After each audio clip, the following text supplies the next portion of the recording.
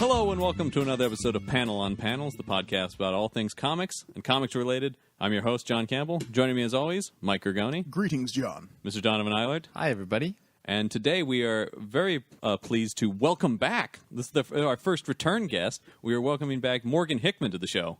Hello, hello. And Morgan will be, he was a guest that we interviewed last time he was on, a couple months ago. Oh, Yeah, that's you guys- where I know him you guys from. He looks vaguely familiar. Yeah, you swore about that you would never return to the show last time you were on. Yeah, but my parents died, so Yeah, that's right. contract's over. I'm free. So, I need to know this elaborate backstory in which you swore to your parents never to podcast again. They listened to it. I know they never said, they never, though, gave me their It was all very... disapproval. It was in their eyes. They took me off the will. so Morgan is now sitting on panel with us today as we discuss our topic. What is our topic, John? Our topic is a little unknown 90s show, or little known. Farscape. Yes, we're talking about Farscape. Early 2000s, I apologize. Yeah, somebody was going to nail you on that one. Actually, if you recall, it was... no, we were talking about Batman, the animated series. I do love that cartoon. I That's think your that- pizza sound. That's the pizza That's and your Batman pizza sound. sound. They get frozen back in the medieval times, and they wake up, and Jonathan Frakes Oh, is like... no. That was Gargoyles. Wait, what? Yeah. Yeah. You're talking about the pizza. They froze it in ancient... Yeah, the pizzas we're eating today were frozen hundreds of years ago. then So if Jonathan I'm thinking of gargoyles, what cartoon are we talking about? We're talking about Batman. Oh, Batman. You yes, should have yeah. said. I did say. Maybe you should put that drink away. I don't know. Never. No, Batman the Animated Series. This is certainly. I mean, I think the reaction is really most people's reaction. I mean, this is. I was talking to you guys about this before we started recording. That when I've told people we were talking about this, people are like, "Oh, it's going to be great." This episode or the show? Because they're right about the show. This episode we have yet to see. Yeah, we'll see. Yeah, I think just the idea that anybody's talking about the Batman the Animated Series. I can safely say this show will be better than the entire Batman animated series and will impact a generation harder. Wow. And that's a promise. and if it doesn't, you can hunt us down and you can scab us. As a reminder, Morgan really- is a guest on the show and does not speak for the corporate mind of the show. But Yeah, I love Morgan. You come in here and say that, and you're just like, all right, bye, guys. We'll see you." Fuck comic books and see you later. All promises of scalping are only towards Morgan Hickman and Donovan Eilert, Michael Gergoni, and John Campbell do not support the scalping of ourselves. You guys pretty must have good. never been scalped before.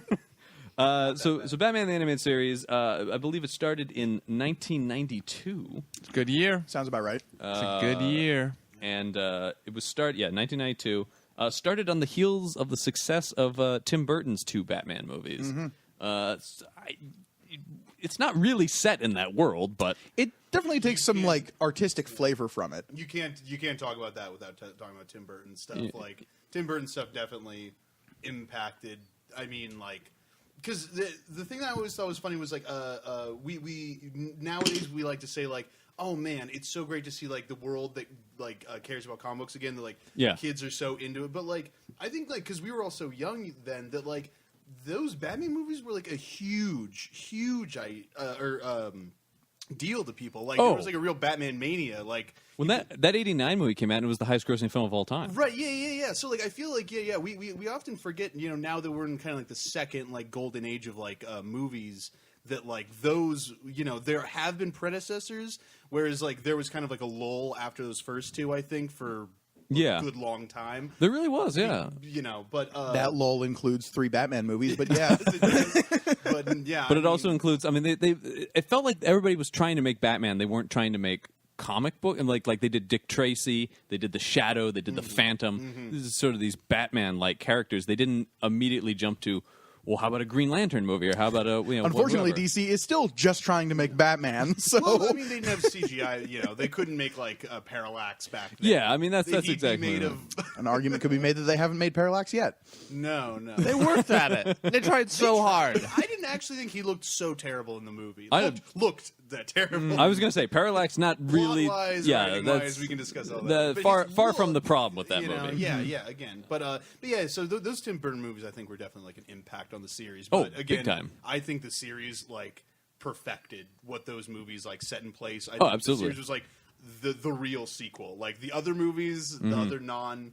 We can just ignore the Schumacher movies. I've said this forever. Yeah, just forget about them. Oh, wait a minute, Donovan. Oh, I do love one of the Schumacher. Yeah. I'm not going to tell you which. you chill out to it. I do chill out to it all the time. Yeah, it is. The Iceman cometh. That's Donovan loves ice puns. So that's any ice puns in the gimme. So, I mean, you can't fault me for and that. luckily for you, there were about 8,000 in that movie. So See, I There was was a scene where he literally just said "chill" over and over and over I again. was raised at the North Pole. that's true. You can't fault me for my So heritage. Snow jokes don't get old with you. No, more the better. never. Strangely enough, actually, Batman and Robin does tie back to the animated series because of what it did for Mr. Freeze, which giving him that tragic backstory with Nora Freeze and Yeah. like him becoming yeah. more of a compassionate, not necessarily anti-hero, but definitely not necessarily as villainous as just a guy who goes around freezing people. Did they invent that backstory? Yes, they did. No, in the No. animated series, In the they did. animated and the, series. and the Animated movie series. That was borrowed the first- from it.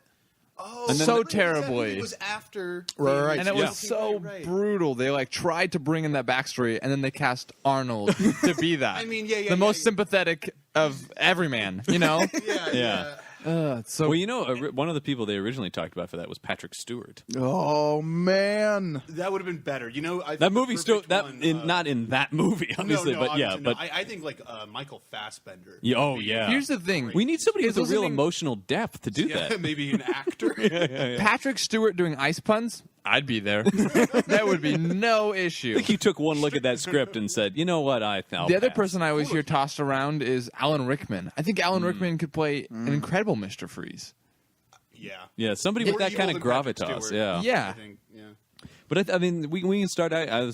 Start talking about that actually, which is how influential this show has been on the Batman universe. Batman period, yeah. Yeah, I mean, going back into the comics, even. I mean, Because again, Morgan, I think you said it best: is that this show is like the perfect distillation of Batman. I feel like in a lot of ways it is. Like you can pick and choose from how many years of worth of comics. yeah, but over 75 at this right. point. But you watch the animated series and it's like this is the best of the best, perfected and honed Yeah. to a point where it's like this is Batman. Yeah. And- Say what you will about any storyline before or since. Yeah. Like that show did such a good job of capturing little bits of everything. Well, so let me throw this question out there: Why do you think that is? What is it that this show did so well with this character? Well, first of all, I'm just going to say simply by being animated. I think that gives everything because like the main problem with like super movies is like you can't shine lights on these characters. Like the Batman costume, there's a reason why in every movie it's like body armor, but in every time in like the show it's just spandex. Yeah. Because you can't like it just doesn't translate. You don't get like for some reason like the colors and the animation. Suddenly, like you throw a guy in spandex on screen, and he looks like Adam West. And Right, it's right, like, right. Oh my God, what is this? Exactly.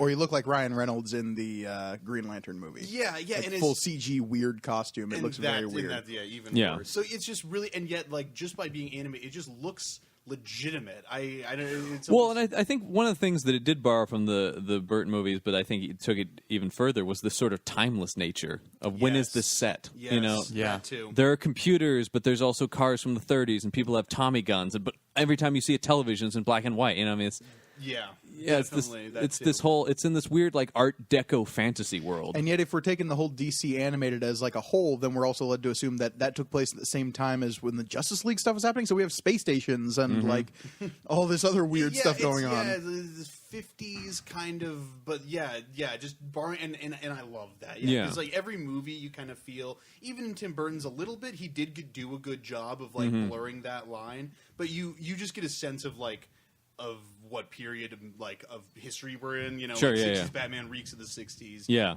Nolan's stuff I think reeks of the 2000s. Sure. And yet that animated series, like I think you'll be able to watch it whenever and Oh, really yeah. just been like, yeah, this is just No. Batman universe. Well, because I mean, they took a lot of their cues from the Max Fleischer Superman animation, which was a product of the Oh, yeah, of the yeah. 30s, you know, and that stuff. and that stuff holds up like crazy as well because of that as well. I mean, it's just Yeah, there's something about that, and particularly with this character, barring the old gangster movies and the film noir kind of imagery. That's so important for Batman. Yeah. And you know, Tim Burton definitely like set it up first. Yeah. Because again, like the guy like didn't even like comic books. Right. He never even read a Batman comic. You know, he's just like, yeah, but I want to do like gangsters and like colorful, snappy 20s stuff. And I think that kind of followed over to that. Because yeah, like if you look at Two-Face, he looks like a 40s. You know. Oh, absolutely.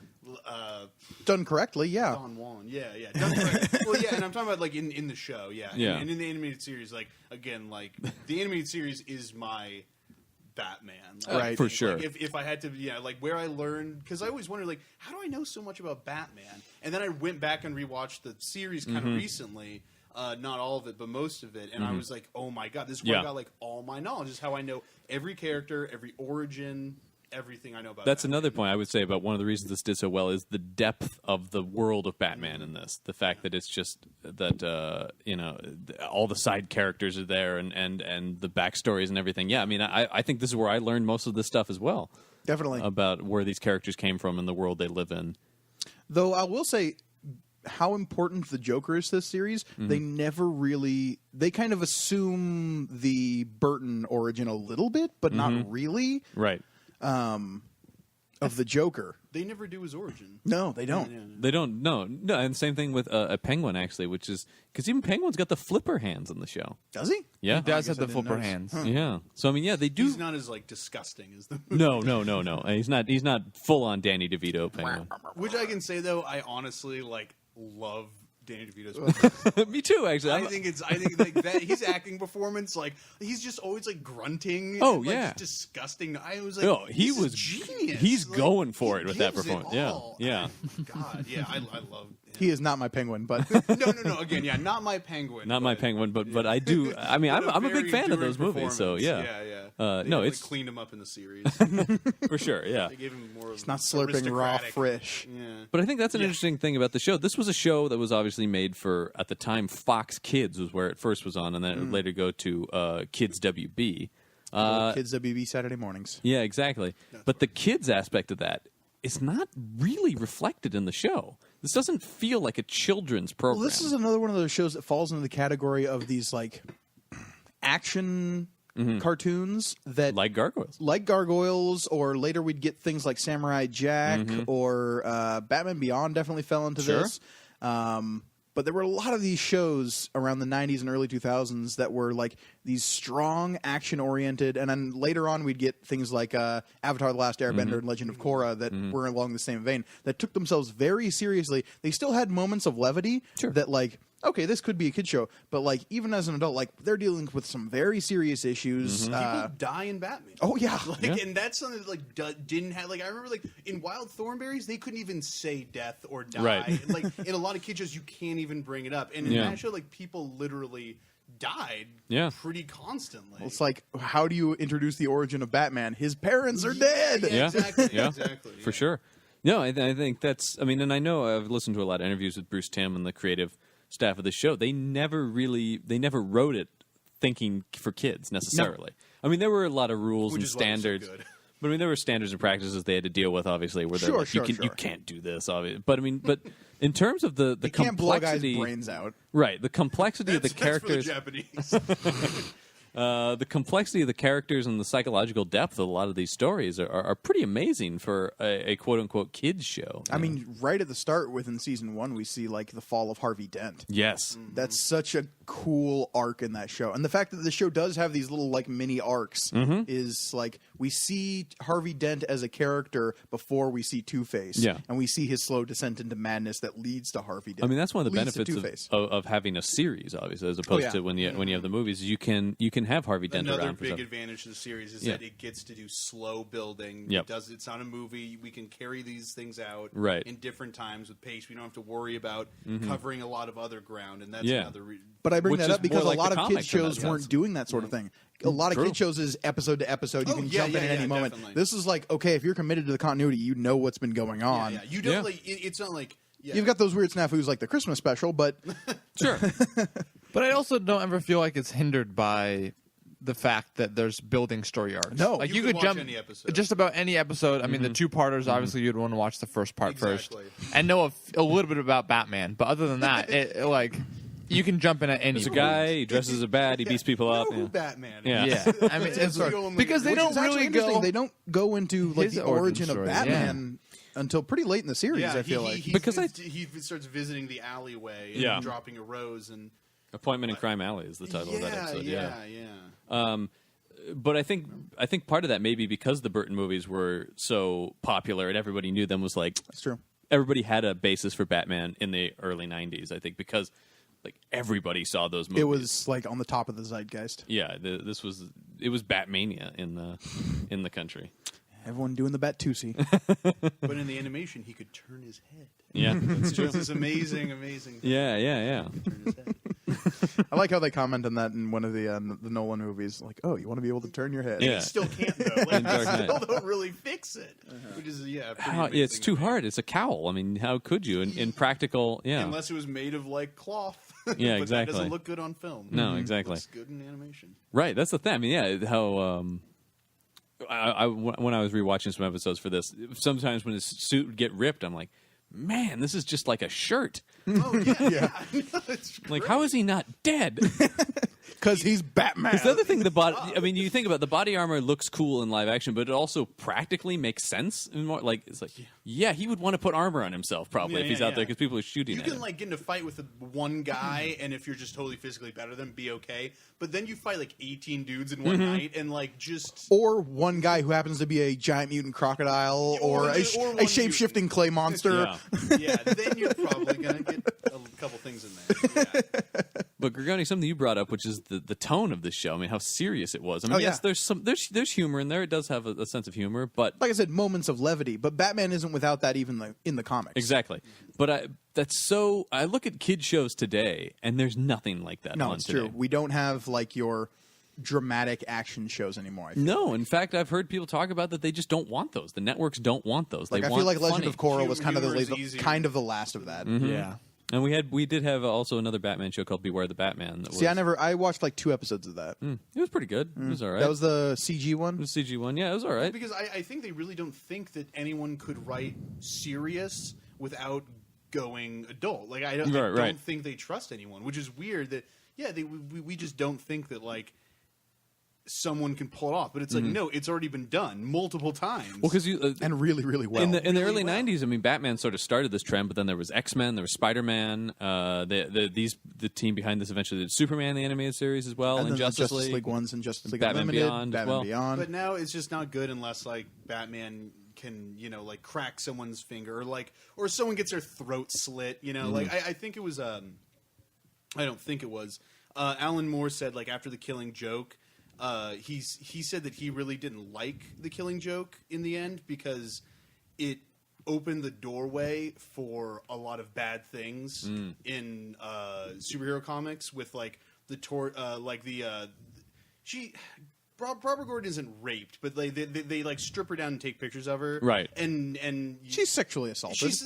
yeah. I think maybe he does mention like but it's just Yeah. a really nasty. as much as you could imply rape in a sick comic. shit. Back then. Yeah, that really just like nasty stuff. Kind of torture was really dark. Yeah. That's dark content. Oh, yeah. and I think he kind of like opened, but it worked. It worked really well. Yeah, for sure. And everyone loved the comic, but Alan Moore later said like he just thought it opened the floodgates for just too much. Suddenly, Batman like lost its levity. No one was putting because he didn't. He was like, no, I'm not even gonna put. Actually, no, he did. Batman and Joker like laugh at the end, so there actually is a little, even though it's kind of weird. It's a bit of but yeah, just like that kind of just died after.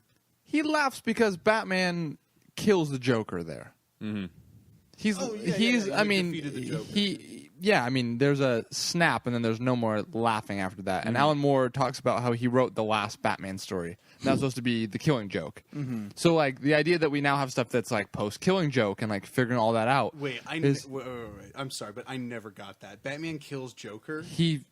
That's the implication. The of implication the last is that panels. he killed the last page. Joker's laughing, Batman's laughing, snap, Snap. no more laughing. There's Okay, I gotta like pick up a copy of this right now. And look, I don't own a trade of The Killing Joke, so I don't have it with me. but the idea that like, so not only did he go dark with the Barbara Gordon stuff, but like the idea that, well, and here's the thing is, I mean, if he was legitimately writing that as the last Batman story, he wouldn't be worried about the implications of how dark you could get. No, because he thought that would be the cap at the end of it. He did the same thing with Superman. He wrote the last Superman story. That was his whole thing. He went through a phase of last Donovan, stories. I'm looking at. There's no snap, but there is a distinct. Isn't there a crack? No, there's not. But been a there while. is this dying out of the ha-ha-has and he-he-he's as it goes into some shots of a puddle where the rain's falling. You can see. So, because Batman's definitely grabbing him, and then there's like a weird, it cuts off. He's like holding. I've heard Alan Moore talk about that. That was the last really story. I mean, if Alan Moore says it, then I believe the writer. So. And Yeah, Alan Moore, if I'm misquoting you, write in. We'll have you on the show. Ride in on your unicorn. Correct me, Moore. Yeah. Which, I mean, we're getting into a weird territory because we did establish last time Morgan was on the show that you are Alan Moore. So you're playing pretty dumb here, Mr. Moore. It's a very impressive ruse you're keeping up. He's actually two Alan Moores in a Morgan costume. Yes. Fighting for control. A good Moore and a bad Moore. Yeah. but that actually brings me to something, which is the way this show dealt with the source material. I just thought it's so interesting. There are parts of the show that are like direct adaptations, episodes that are exactly adapting storylines, and then there's stuff that's completely their own that fits so well into the Batman universe. I feel like... Sorry. No, Donovan. I was going to say, and then episodes that were made for the show and then adapted into comics. Mad Love came from... No, the comic. Mad Love was Harley a Quinn comic happened based on here. the show that then was made into an episode of the show. Yes. Yeah. Harley Quinn originated in the show. There was an animated series comic as well in the early 90s called The Batman Adventures. What I'm interested in is did they in the show did they invent his Japan past, his training in kung fu and karate? I don't think they invented that in this show.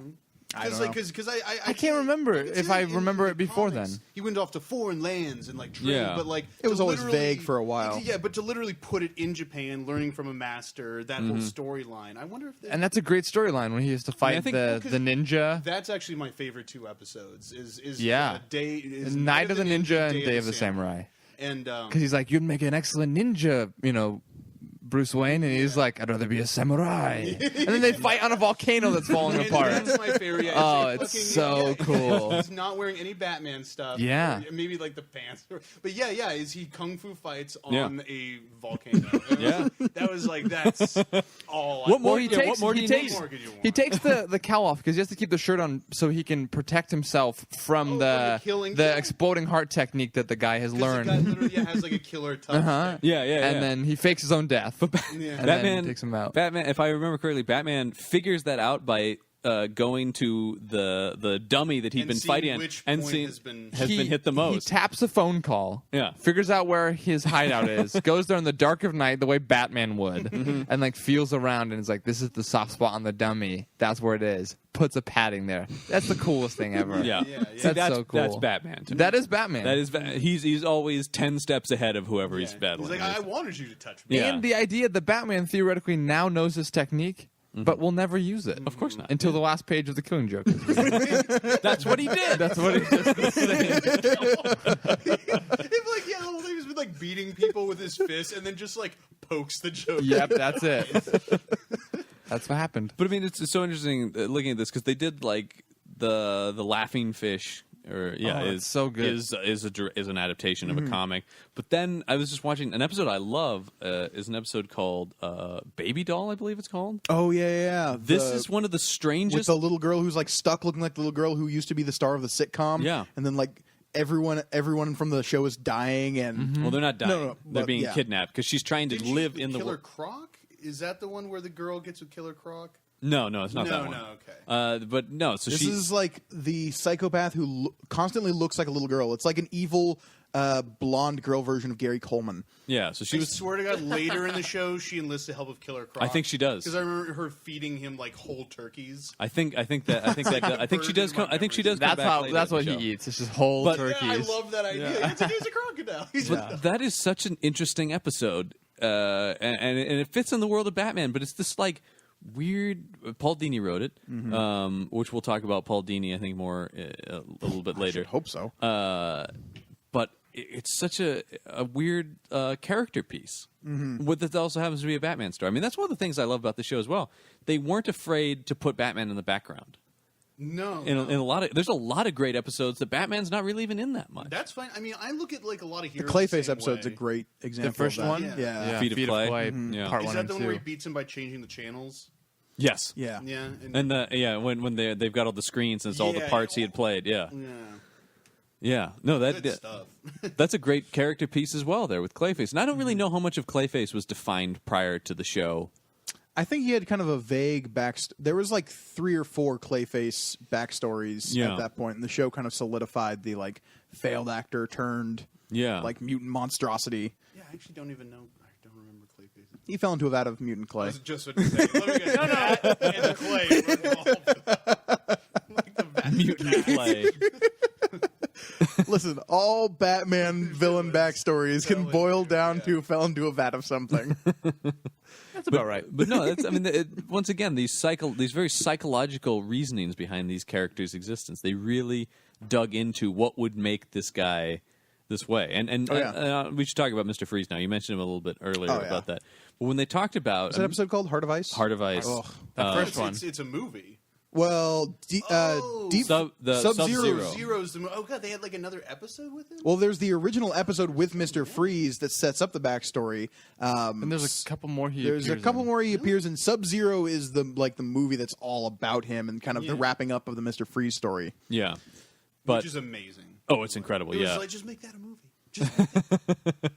Make Mask of the Phantasm a movie. Oh, yeah. Well, we'll get to the yeah. movies, but because I definitely want to talk about Mask of the Phantasm. But real quick though, I just wanted to get some to what you were saying about the animation. Yeah. And I've always felt that like because I've always wondered. I watch a lot of anime and Mm-hmm. stuff, and like anime for the most part is pretty adult. Yeah. And I've always kind of wondered like where is there or why is there no like Western adult animation? Because you think about that, it's like our best There is. stuff, what we usually bring to the table, and there is Mm-hmm. like spots like Fritz the Cat or whatever, and like and other All stuff. the Adult Swim stuff. and adult Archer. humor though. That's all humor. Fair enough. I'm talking about Yeah. like real like because the best stuff we've really brought to the table is like Disney. That's where you look for like the American anime and Mm-hmm. the Looney Tunes stuff like that. yeah, Yeah, and I've just always wondered, like, outside of like the realm of comedy, Mm-hmm.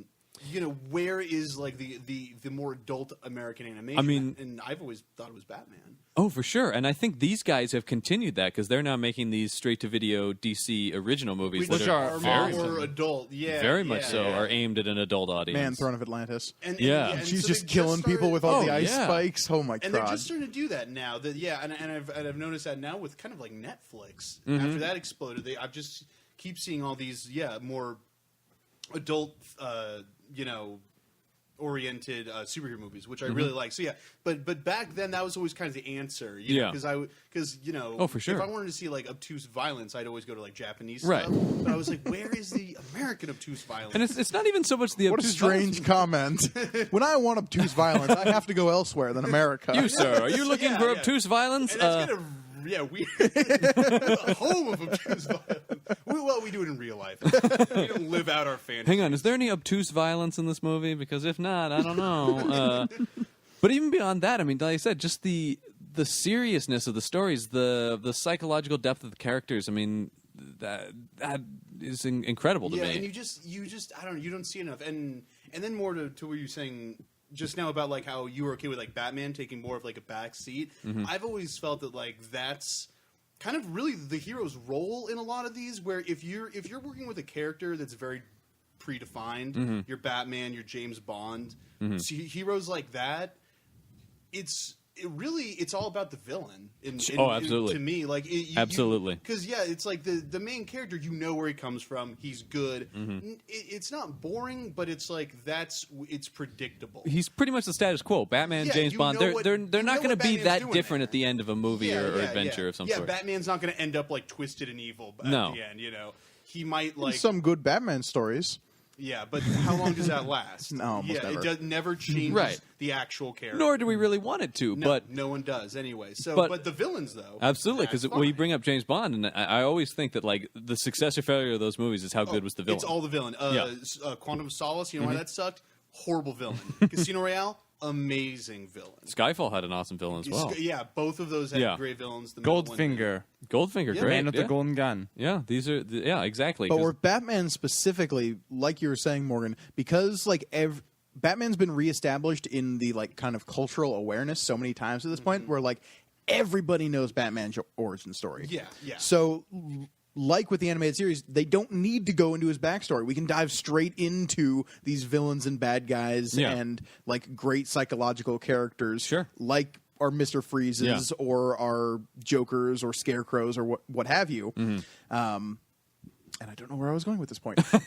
Well, yeah, but no, I like it. You like it just makes because those characters you can actually impact and change, and Yeah. like because no one can change Batman. Batman's You're a not allowed given. to. Batman's a He's constant. not going to die either. He's a stalwart. Yeah, he is one. Yeah. It's like even Court of Owls. Like they're you stab him through like the heart, and he's still okay. He's Yeah. gonna Yeah, make Court it of back. Owls. But I mean, You know? but look at what something like we'll get back to the animated series today. But you look at something like Court of Owls. They, Batman is Batman. But look at what the depth that they added to the mythology of the city. Yeah, that was probably the coolest part. This like evil ancient. Yeah. and that was the funnest kind of stuff. The like finding like the old hideouts with like Mm-hmm. their like muskets and like old like colonial assassins. Like ooh, that's Here, yeah, I mean, That's one of the cool things that Zack Snyder did about his run, which is deepening. Scott Snyder. Scott Snyder, yeah, sorry. Zack Snyder has a great Batman run as well. It's going to come out soon. We've read it before everybody else. We don't want to give anything away. But so. yeah, Scott Snyder's run on Batman is the deepening of the Gotham mythology, which is I don't think a lot of books have really dealt with all that much. I mean, if you read Gates of Gotham, yeah, Right. Which the show doesn't do a huge job of establishing, other than Gotham is just Gotham. yeah. Like it's our New York analog. And I love the show. But one thing that I've always thought we could have more of is like not only Gotham mythology, but mobster like relations. Like Falcone, Maroni, they don't really are play. not in the show. No, we kind of No, jumped yeah. straight into the supervillains. Well, they don't- We do have a character named Rupert Thorne, who's sort of the Falcone. Yeah. But like the interesting correlation between the rival Italian gangs Yeah. and how they function and all these things, you kind of miss in that. So Sure. anytime you see things like that's what I think is successful about especially that first Nolan movie is like, wow, the main villain in this feels like it's Maroni. Like you feel Or like Falcone. Falcone, yeah. Maroni's in the second one. That's right. You just get like this deepening of wow, this whole city is rotten, and Batman's fighting against the whole city, not just people who put on masks and want to like make the entire city laugh. But yeah. I want to talk about actually An army of penguins. one of my favorite Yes. episodes. One of my favorite episodes is an episode called Trial. Where all the bad guys. They kidnap Batman and they kidnap the district attorney, the new district attorney, obviously because of Dent's incident. It's a Dent incident. Yeah, that's what we'll call it. Because of that, and she doesn't like Batman. She's like, we got to arrest this guy. We got to get rid of him. They kidnap her and Batman, and then they put Batman on trial for creating them. Basically, you're the reason we are the way we are. It's your fault. And that's actually pretty great. That's Yeah. that's like almost a little too advanced for like children. No, that's what I'm saying. Yeah, it's it's an like, incredible story. And We then, but wouldn't exist without you. But then through that trial, basically, it's like maybe you wouldn't have put on these masks, but you are all psychos. Like you can't blame him for this. All you can blame for is the costume. That's it. I mean, and so yeah, she learned this character learns the importance of Batman. I mean, it's a great episode. We learn the importance of Batman. Yeah, and it's great because Dun-dun-dun, the more you know, with just the bat symbol sweeping over the. Now you can appreciate Batman, kids. but like Two-Face is prosecuting him, and the jury's made up of like the Riddler and Scarecrow and Mad Hatter, and Joker's the judge. Yeah. That's yeah. It's like those weird episodes where like the villains are like buddies. That's Yeah. always Well, another one of interesting. my favorite episodes is Almost Got Him. Where That's they're a all just great sitting around episode. playing poker. Yeah, It's apparently just they do that. We play. Yeah, it's like we meet up for cards every Monday. What? When we're all at the end of the day and we've gotten beat up by Batman, we slink back to our watering talk hole. about Batman. Yeah, we talk about oh that bat guy. Ooh, Batman. And Croc's story is like, once I hit him on the head with a rock. Yeah, and then everyone he's like, it was a Even big animated rock. it. Yeah, it's just like And that was pretty great. Yeah, and now you're getting even more character because it's like, where do each of them fit in as their role as a villain? You know, Right. like Joker's a psycho, Penguin's like the affluent one, Mm-hmm. Ivy's the woman, Croc's the idiot, and Two-Face is the other I one. actually there. Two-Face really is like like- the animated series Ivy because I get the sense in that show that like she's way smarter than Batman, and if it wasn't for the whole plant thing, she would have killed him 10 times no, over. she's like Yeah. super cool. Yeah, she's like because she's a scientist. She's kind of like this, you Mm-hmm. know, like powerful woman, and that's just like totally got it together. She's not like the main thing is she's not in love with Batman. Like, Oh, I no. hate that. You know, so much when they do that with characters, Mm-hmm. because it's like, oh, the woman character, like every male villain wants to like kill him, the female villain wants to fuck him. And Right, it's just right, like, right. okay, yeah, but yeah, she's really dangerous, and like the plants are a lot better in the show. Well, she's 'cause- introduced into the show attempting to kill Harvey Dent. Yeah. Yeah, She's That's how she- seducing and poisoning Harvey Dent. What I really like Which about the is- Poison Ivy in the show, though, is that she's not some crazy mutant. No. Like, she's just a straight up, like, molecular scientist who can, like, manipulate plants. She doesn't have weird plant powers. No, and yeah, also, yeah, yeah. but also in that She's a noirish sort of controlling- sense, she's a very much a femme fatale. Oh, yeah. Yeah, I mean the way, even the way she's drawn, the way she moves, she's the walks. sexy, yeah. She's tough. You feel like she's dangerous. But I think she's sexy kind of because she's tough and powerful. exactly, yeah. And then I was about to mention this character, but I feel like this is going to open up a whole thing, which is the character of Harley Quinn, Invented by the show. invented by the show. Who is That I didn't know until really recently. Yeah, it's That's incredible mind-blowing. because that character is one of the most popular Batman side characters. I mean, if you look, I would say so. She has her own like- ongoing series. She has a Yeah. couple titles, doesn't she? She's It's involved named with. his daughter after. yeah, Well, exactly, between yeah, the Harley Quinn ongoing series and Suicide Squad, yeah. Yeah. yeah. No, And she makes a lot of appearances in and the other Harley stuff Quinn as well. ongoing series is one of the highest selling books in the industry right now. Just below Batman. Got the whole like psycho clown girl thing. Yeah, but what I mean, so I'm into it. Alice in Wonderland or Dark Wonderland. yeah, but what is it about this character? Do you think that it really captured people's attention? Because initially she was created, they just wanted a girl in Joker's gang. Yeah. And She was so a they background character, yeah. right. And so, but then Paul Dini gave her a name, and then Paul Dini kept giving her more stuff and more stuff and more stuff and more stuff, and then he fleshed out an entire backstory for her and wrote the comic Mad Love, and then Her wrote being in love with the Joker is phenomenal. Like when the episode where like he's been like foiled by Batman and he gets back and she's like, yeah, this is a kids show. She like does a pie dance. She like Oh, this is comes Mad out- Love, yeah. This is Mad and Love. She comes down like almost like does a strip tease Definitely. in a kids show, and then he like I don't know like Don't you want to slaps rev her up your around. Harley? She says. Yeah, it's just pretty obscene. But Yeah. I don't know. I love like that dynamic of Unfortunately, like, when being she's in love with the Joker Joker's in love with Batman. which is also But you amazing. get to see this like domestic life of the Joker Yeah, because there's yeah. also the episode Harley and Ivy where they sort of become a team, which is like they get in a fight and she walks out on him and then he's like, which is literally But just what Selma and Louise. yeah, oh yeah, Thelma and They- Louise they with saw Poison the movie, Ivy they're like, wouldn't that be great if we did and it with it's with Supergirl? Poison Ivy and Harley Quinn Which doing is that. actually a great. But I idea. love the Joker like walking around. He can't find his pants without her. You know, he's Yeah, walking around in his yeah, boxers and he's like, "What? I can't get on without her." This the is Joker in his boxers. Like, Nolan like would never like the amount of non-Nolanness. yeah. is insane. Well, there's Donovan, what do you got? Well, I was just gonna say, and the fact that Harley the entire time is thinking about and wanting to call the Joker the Yeah. entire time, even though Poison Ivy's showing her like this awesome world where they're like powerful and they're taking over and Right. robbing banks. because Poison Ivy's going with the well, you don't need a man. you know? Yeah, Yeah. it's a strong. She is a powerful, independent woman. exactly. Yep. Yeah. No, I think the most Poison Ivy strength comes out in that episode. And that episode's really a turning point for Harley as well, where Harley kind of strikes out on her own to a certain extent. I mean, she's still with the Joker through a lot of the show, but there are Harley episodes where she's on her own or with Poison Ivy. I do also love, this isn't like super crucial to the show, but Joker that breaks into Ivy's house, gets her with the laughing gas, and she's immune to poison. Yeah. So she like laughs it, and then they're like, "Oh, there she goes," and then she's like, "Just kidding, I'm immune," and then gets out of there. But that's there's yeah. also two great movie references in that because they're driving away. And her license plate is Rosebud. Yes. So a Citizen Kane reference in a children's television show. And then she says, I think this is going to be the beginning of a beautiful friendship, which is a Casablanca reference. In like course, 30 yeah. seconds in a kid's show. And I rewatched it last week and I was like, Yeah. oh my gosh. Like when I was 8, I didn't get that. Like No, I had yeah. no idea what that was. yeah. Batman makes an Oklahoma reference. Or the Riddler does. And he's like, it's a movie that happened before your time. Like, Yes. The I corn was is just- as high as an I elephant's was just eye. watching Like, that episode last night, actually, the Riddler one when he made that That's reference. so Yeah. great. Yeah.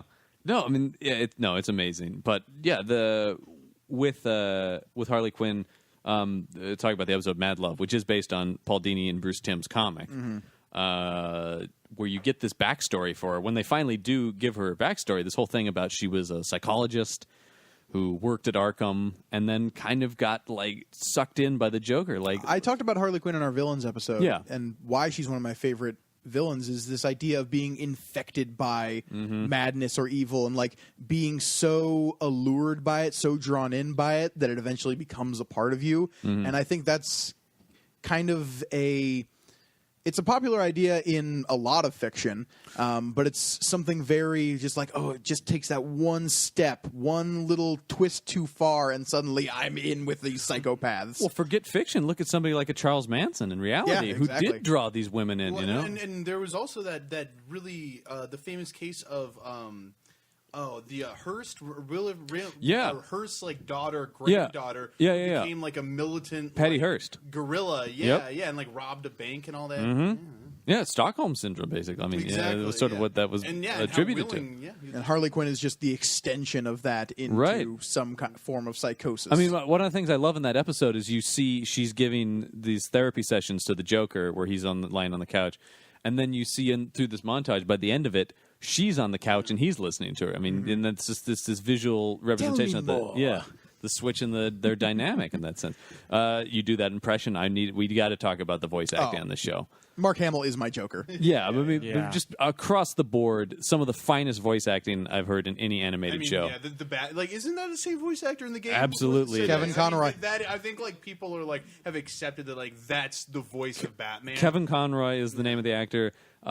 This is a guy who had no animation work prior to this. He's a Juilliard-trained actor. This guy's a legit actor. No knowledge of comics or anything really. Went in on a blind audition for this thing. They said it's Batman. And his only take was he just said whenever he does it, he tries to get in touch with all the darkness and rage inside of him and let that come through his voice.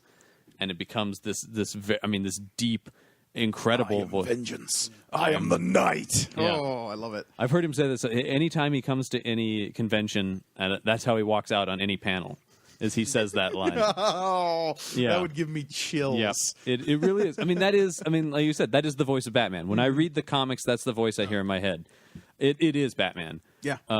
It's amazing. And then Mark Hamill, of course, like you said. There's no getting away from how scary and how just like spine-tinglingly just like, oh, this guy is crazy, and at any moment he could kill everybody in the room. He just nails that voice. Well, I think I talked about this on one of the other episodes of our show where he described that character as he's so insane that it's taking all of his willpower just to be able to communicate with other people, just to not be laughing all the time. So that comes through in his voice where he's like stifling this laugh that's always on its way up and out of him, you know. I think that's an incredible read. One more thing, these are they really went after actors specifically, not voice actors. They really wanted people with interesting voices, people who had strong theater or film backgrounds, and then they recorded it like a radio show. They've had the full cast together. Oh, I didn't know playing off of each other. Dang. Really? God, Yeah. that's awesome. No, they wanted that. They wanted that dynamic. Where It totally when plays. Conroy's talking to Hamill, it's Batman and the Joker looking at each other. Another thing about this show is about the actors, Gordon. Yes. How they changed his character, because that's one thing that they flipped 180 degrees from the Tim Burton stuff was how they represented Completely, Gordon. completely. He went from being like a fat East Coast Gordon in the Tim Burton movies, I feel like, was still kind of riffing off of the '60s Batman show. yeah, I mean, he was kind like- of more of a bumbling. Like his only scene in wasn't Batman even- Returns, he's like, "Thank you for saving the city, Batman. Bye." Yeah. He's not even a character. No. He's not noble. He's He's just like, I mean, Tim Burton was kind of, he's like, I want the cops all to be kind of like bumbling fools, Right. and that's why Batman's there, and they're corrupt too. But I mean, the invention of like the good cop, I think was so, and how they handled Gordon. Well, that's how they really- made him look, and That's sound. really, I mean, that owes so much to Frank Miller. and that's mostly owed to Frank Miller turning Yeah. that around. Yeah, and I just like how they went with Frank Miller's. instead Yeah, of exactly. Tim Yeah, I mean, they're very much. Well, riffing what's on interesting is they went with the old man Gordon from like Dark Knight Returns, as opposed to a more contemporary like Gordon being kind of the same age as Batman. I like him more old because so do I. This is- Barbara has to. Yeah. Well, and he's commissioner. I mean, this you don't get to commissioner when you're 30. You know, Exactly. that's the thing. So, yeah, no. This is a cop with years on the street. You know, I mean, this is a guy who knows Gotham inside and out, which makes him a perfect ally for Batman. And actually, all the police characters. Another character that was created specifically for the show was. Well, no, Bullock was already a character in the comics. Renee Montoya Oh yeah. was created for the show, and then and has become a major character, especially if you read something like Gotham Central. Love Gotham Central. Yeah, but the cop characters in the show, like Bullock was amazing. Bullock was definitely around, but he was very much defined by the animated series. I feel that way. Yeah. This guy who's, I mean, he has he's kind of a classic TV cop in that almost like Sipowicz from NYPD Blue sort of feel. But he's a good cop, and That's what I love about Bullock, though. He comes off as kind of this sleaze and kind of a schlub, Which he kind is. of like you could see this guy being a super dirty cop, Right. But he is a strictly by the books. Like I'm gonna get that Batman. right, he can't stand Batman because he's not playing by That's the rules. what I love about him is he hates Batman and that he's like because you have to give because it's like how would you feel if like some guy in a cape kept like stealing your job and like getting all the headlines and, Right. yeah he's like fuck Batman. They need that balance in the show because you Yeah. have Gordon obviously who's totally with Batman Exactly. always. You can't have everyone being pro Bat. Yeah, you gotta Right. mix it up a lot. And that's Not everyone can be pro Batman. yeah. Yeah.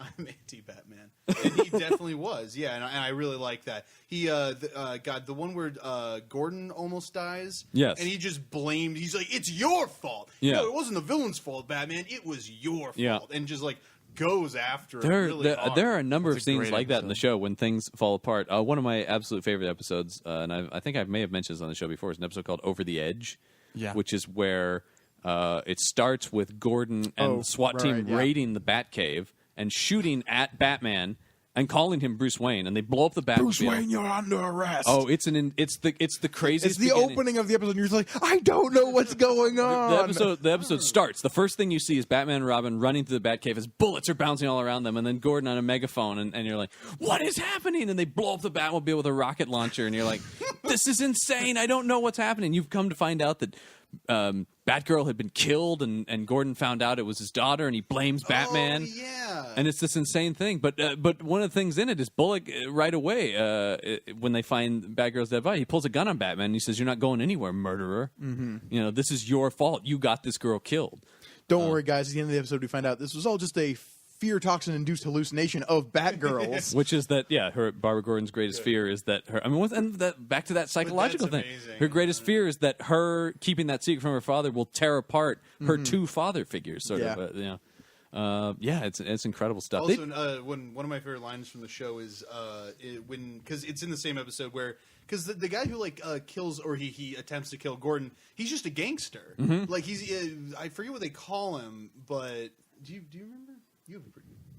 Do I remember? Oh, it's like the piano man. He's constantly making like musical references. And you can tell that like he's like a very, very old villain. Music Maestro? Yeah, music or something. And Later to be played by Neil Patrick Harris in Batman Brave and the Bold. Yeah. well, good. See, they're doing him justice. But yeah. And he's not. He's never in Justice League. I don't know what you're talking about. Oh boy. But yeah, so he's trying to kill, or he almost kills Gordon, and Batman's having like this kind of like crisis about like what does it all mean, and how did I almost let Gordon die? And he says like and he's talking to Robin, and he's like, I always knew, you know, it would maybe just be a matter of time. Who knows? Maybe it'd be Joker, Riddler, or just some punk who gets lucky. Yeah. And like that was always my favorite line because Batman's just so real, just like a punk who gets lucky. See that very much feels like that Frank Miller like Yeah. noir Oh, Batman, yeah. that grizzled Batman who's just like, yeah, that's the job. But at the same, you know? he's not going to like literally torture anyone. Right. Yeah, he just talks tough, and that's Right. what I like. Yeah, I like so much. It just The Batman in the show, there's a lot of moments where it looks like he's going to kill somebody, he's going to torture somebody. There's this, but he doesn't. But there's this great idea that he wants the villains to think he could, I might drop you off this building, and Well, there's that's always been a thing with Batman, but I think Sure. the show definitely exemplified that. yeah. he'll just like crack his knuckles and like, Yep. okay. That's, He never that is actually. one. I can't remember what episode that is, but there's a scene where he's just in shadow, and you can see his hands, and he cracks the knuckle. The guy's like, "I'm not saying anything." He cracks his knuckle. He's like, "All right, he's at this place with this guy." And like that's why because like he's really using like the fear tactic, which he's all. Yeah. That's the whole point of the Batman is I have donned this to scare people. Well, this to me has always been. I think I've said this. I don't think I've said it on the show actually, but I always thought that one of the major differences between Batman and Superman is Superman's like an ideal to strive for. You want to be like Superman. Batman's the consequence. He's the way the world is. You know, yeah. Yeah. Don't do this, and Batman he's is gonna the get you. thing in the shadows waiting for you if you Right. are messing up too badly. They're like the carrot and the stick, basically. Superman protects the weak. Batman punishes the evil. Right, I exactly. think that's how I was. I think that says it perfectly, and that explains also why they don't necessarily get along. We talked Which is about also good. Yeah, it is. Yeah, I love that the dichotomy there. But something we brought up briefly is Batgirl in the show. Yes. Doesn't make an appearance for the first 2 seasons. No. I think this show handles the sidekicks so well. Oh yeah. Well, I was gonna say it makes sense for her to come in the 3rd season. Robin, however, he's in the 2nd episode. Mm-hmm. And then Again, he's in a that's random that's episode. the weird Christmas special. I know, but then he's in a random It's an college episode, though. episode, the first that's not Scarecrow like not episode. canon, that Sure. Christmas It And- just feels super out of place is all. And then he's there every once in a while. I mean, he's not. Well, one of the things I like is that Robin is just accepted in the show. Robin's been around for years. He's at college, so he comes back on the weekends or just whatever. feel They so cover his weird. origin episode in a flashback. 'Cause Yeah, there's a they're- two-parter, they're which trying I- to nab the guy who killed his parents. Tony Zuko, yeah. Yeah. That's a great Robin's episode. Robin's That's a really Reckoning good Parts 1 2 is an excellent episode. And then they even starting in that episode, you start to see the cracks in their relationship, and then you get to an episode way down the line where he stops being Robin. Yeah. And you find out, and he becomes Nightwing because he and Batman didn't see eye to eye on something. Because he thinks Batman's going too far. He's too extreme. He's too violent and dangerous and scary. And he has to go his own way, and that becomes this whole So thing. he gets a much younger child to be his Robin. Which is Tim More Drake. impressionable. Place you, yeah. I'll find a scab. It's okay. Yeah, we bring in Tim Drake then. And then definitely in like the last season of the show, he's got 3 sidekicks with Nightwing. I mean, Nightwing's... Nightwing's around. Don't call him a sidekick, John. Yeah. I always dislike Nightwing. You're not a Nightwing It fan? was just something about him. In the that was show just- or in general? in general. Wow. I love Nightwing. And also, Me too. but mainly in the show because that was like my Batman. But Sure. Yeah, it was just he's just like I never liked teenage versions of anyone, and he was like teen cool Batman. He was like if they could redo Batman, that's who they would redo him as. Would be like He's not Batman. He's Nightwing. I'm Nightwing, man. I've got like a mullet and. Yeah, The mullet is disturbing. I'll give you the mullet's not a good The call. mullet is, but yeah, it's just I always liked Robin because he represented something different from Batman, which was kind of like why let's not be so adult about this, and whereas Nightwing was like, no, I'm adult too, I'm just cooler or more rebellious, or I'm different than Batman. I'll get back to you on how. But he's the one who sees what Batman's doing and says, no, I Still can't gonna get beat up behind people this. At night, but, Yes. but now I'm going to use better. batons. But Yeah. I'm funnier. yeah. I'm I'll sweeter. tell you a joke. I'm I break your sweeter. clavicle. Yeah, come on.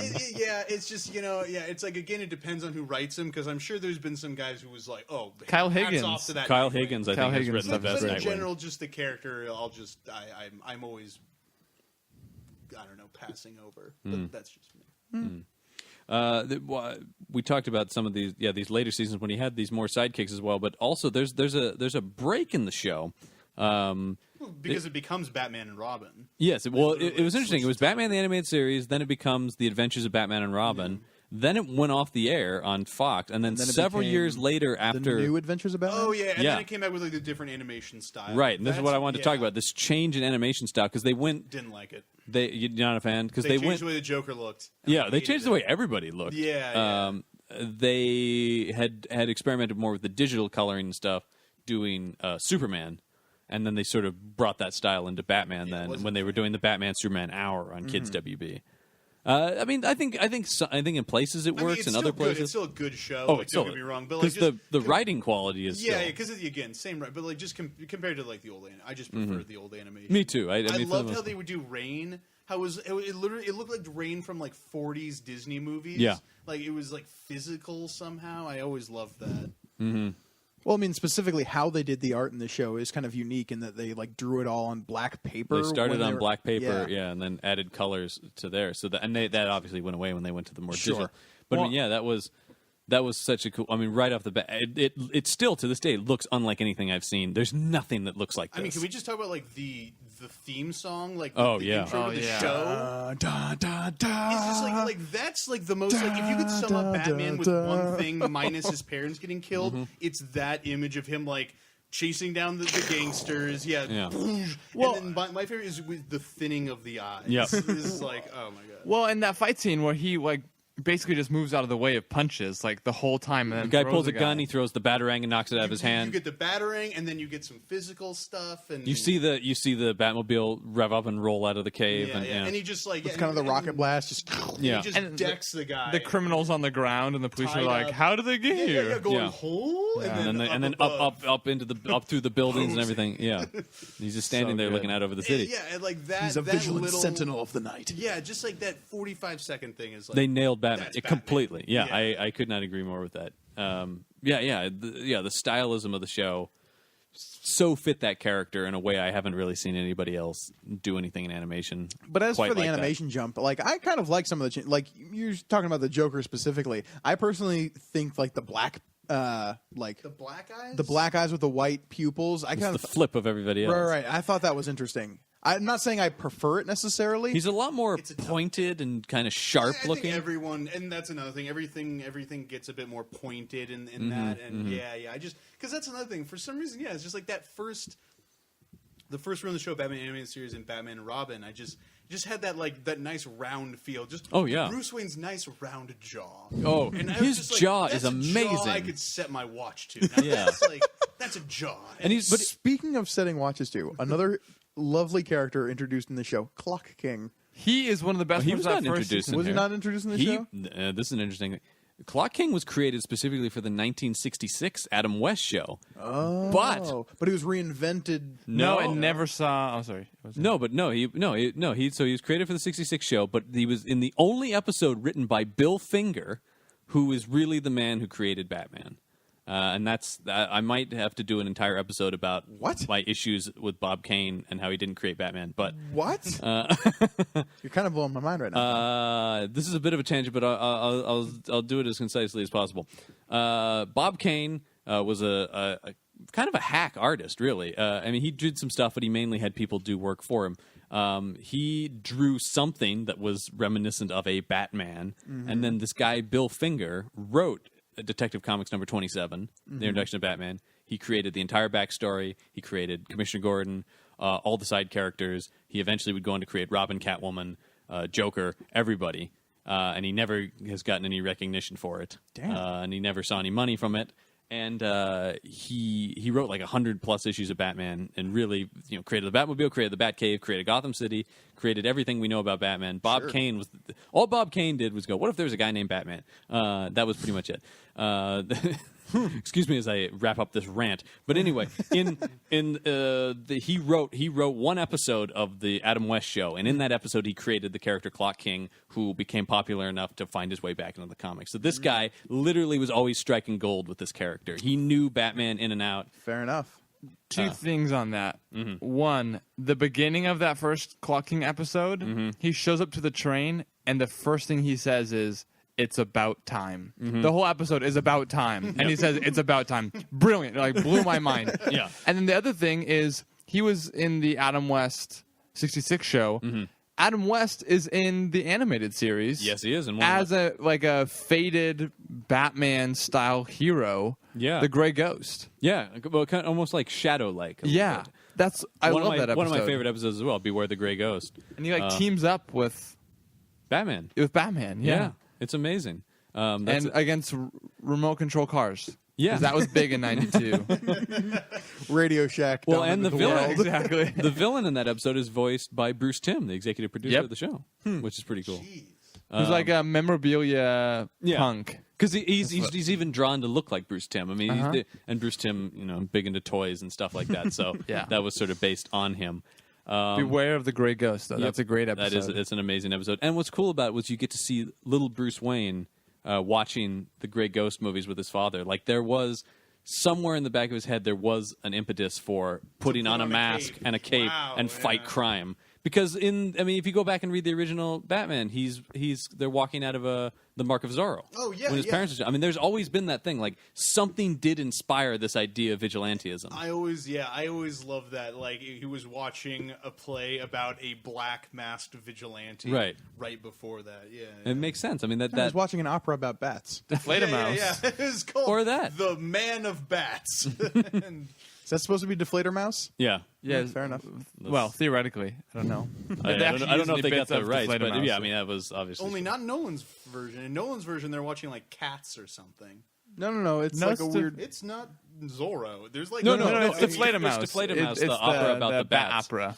Oh well, there you go. Yeah. Huh. Yeah, it was weird. So do we want to talk about That'd be a some weird episodes? version of Zorro. We've mentioned a few. Zorro versus the Bats of Zorro, yeah. We've mentioned a few episodes here and there, but do we want to talk about some specific episodes? Well, I can see you kind of have it pulled up right there on your I computer, have. John. I All right, John. well, specific no. episodes. Specifically, my favorite episode. Well, I'll say what I did here is I just went around and looked at some different websites as sort of different people pick their favorite episodes, and I thought we could sort of go through some of these and talk about some of these episodes. I thought it might just Because my literally my But the- favorite episode is called Joker's Favor. This is a great episode. It's where this like guy gets on the wrong side of the Joker, and the Joker's like, "Now you owe me a favor." He like cuts him off and like cusses Right. at him, and then he's like, "Who is that jerk? Oh my god, it's the Joker!" Yep. Right. I just cut the Joker off. And this story, this episode barely has Batman in it Yep. at all. That's what I I'm think talking about, Batman yeah. shows up at the very end of the episode. I think he swings by right at the beginning, and then the camera pans to this guy, Right. and then he shows up at the end. But yeah, the idea that the Joker just like follows this guy around, finds out where he lives, Which is great, years totally psycho. later. It's like 3 years later. It goes Yeah. to, yeah. And it's just like, now I'm coming back to collect. This guy has moved cities, changed his name, picked up his family, moved away, all it's not the under Joker. the fear of the Joker coming for him, and the Joker still finds him. The Yep. guy's like, God, I wasted so much money. Yeah. All that. Oh. But this episode did a great job of just exposing how crazy they can make the Joker look on this kids show. It's just like, this is a guy who will hunt you down no matter how psycho can we make him without making this thing rated R? Right, It's like, exactly. yeah, these little, and they found There's a reason, perfect ways. like Mark Hamill's voice is one of the reasons, but the reason that the animated series Joker is my Joker is just because of how far they were willing to push it and how deeply cemented into my young brain that was just like, wow, this guy's crazy. Yeah. Nothing is as crazy as this guy. yeah. And this episode kind of exemplified that. Oh, it's an amazing episode. Yeah, for sure. Morgan, do you have like a favorite episode of the show? Yeah, I mean, I was saying earlier, Night of the Ninja Day. of the That's Samurai That's right. You are did my say that. favorite Yeah, episodes. those are really cool. Yeah, Batman. just say it like it's because any superhero that's not like a super powered superhero have them fight ninjas. Daredevil fight a ninja. Batman fight a ninja because like ninjas are pretty like they really are like as close to suit like they're a masked fighting person who uses different weapons, different little tools to end in the combination of that and just like physical prowess to fight. But yeah, and just like also the backstroke is like I was super into as like a lot of people were at that time. Asian stuff was really blowing up, specifically Japanese. Yeah. Just everything with kung fu and that just cool like background of getting trained in Asia. It was just like cooler than Batman is almost Bruce Lee. Yeah. It's just like he goes out, he trains, and I love like he's getting made fun of like by the guy like or calling him rich man. Okay, rich man, son. He's like my dad's dead. Yeah. and just that and that whole thing about what's this white rich guy gonna learn? How is he gonna learn karate and all that stuff? And how like the master takes he sees like Bruce is a good guy and trains him anyway. Just all that stuff. And Robin gets in there a little bit. He gets to fight the ninja for a second. Oh, I love that because he throws the thing to knock the carpet over Summer so that Bruce can actually fight the ninja. Okay, I was trying to remember what was the most genius part. Because he's like he's getting beat up by this guy because he can't reveal show, that it's Bruce. and then as soon as it falls over, and then he beats him up, and then she's like, "What happened?" He's like, "Batman saved me." That's so awesome. Yeah, and just those little things that like you will not see that in a Nolan movie. Yeah. That kind of also just like the smallness of that fight. Like they're just fighting in like a gym or something. Yeah, sure. It's like that kind of like low key stuff will not make it into major motion pictures, and it's pretty sad. But yeah, like is just really smart. It's like, yeah, how do I? He's constantly thinking, how do I appear as Bruce Wayne? And I really like in the second episode, the Day of the Samurai, that we talked about this briefly, and you just mentioned that like it's easy to compare superheroes to ninjas, you know, like in the dead of night with their weapons and things. But they go very specifically to say like, even though but I'm Batman, not a ninja. he looks like a ninja, but a ninja is an assassin, and I am not an assassin. Yeah. That's so good. And ninjas don't believe in honor either. They do anything to win. That's their only. Batman is a Ronin. Yeah. He's a samurai, I believe he is. Yeah, I think that's one of the. I was Those are again. I was both rewatching awesome, that, and I was just like, that's so good. And fighting not just like I'm not taking over Gotham City. I'm just like a ninja out for myself, and like this is personal. And I love it because the ninja's trying to like his enemy is Bruce Wayne. Yeah. All throughout the first and second, and then later he's like, okay, well, I guess now I have to fight Batman. Even though he learns that. After I think he fights him for this time, for the first time, Bruce says like he fought me, he fought Batman. He knows we're the same person now. yeah, the fighting is like fingerprints. He knows who I am now. So That's now so cool. It's just like it's like all that cool stuff. Yeah. you don't, you know. I mean, and you can talk about like their understanding of Batman as a character. I mean, all the stuff about honor and not being a ninja and things like that. I mean, man, the guys who wrote this show. I mean, we did talk about Paul They Dini a cared. little bit. Yeah. They're like, let's sculpt a hero. They know this character inside and out. Frank Miller was not trying to sculpt a hero. No. Frank Miller was trying to like work out his weird, violent, repressed feelings, And in a lot of through a ways, character. ended up, and maybe even inadvertently, defining a lot of things that are amazing about the character. Well, I mean, Because it could be said that Batman's trying to do a lot of that as well. Yes, but I'm sorry. I was talking about more late Frank Miller. Sure. Early well, Frank yes. Miller actually- The later Frank Miller. Early Frank Miller actually was trying to make him into a hero. He actually Absolutely. remembered and knew what a hero is, and and just all that, and just transitional Bruce Wayne.